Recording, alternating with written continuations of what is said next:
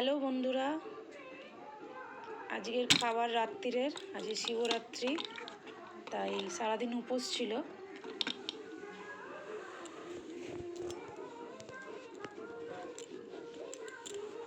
তাই আজকে হচ্ছে রাত্রিরের এই মুগ কড়াই সিদ্ধ। আজকে রাত্রিরের এটাই খাওয়ার, মুগ কড়াই সিদ্ধ।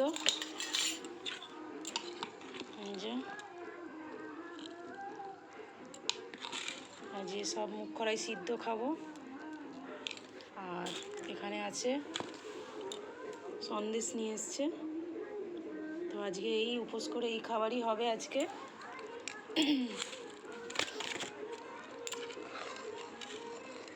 এই আলু দিয়ে কাঁচা লঙ্কা দিয়ে মুগ কড়াই সিদ্ধ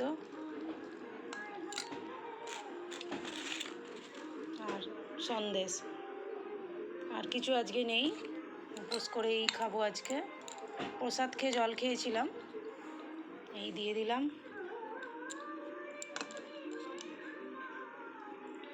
মুগ কড়াই সিদ্ধ গরম গরম একদম।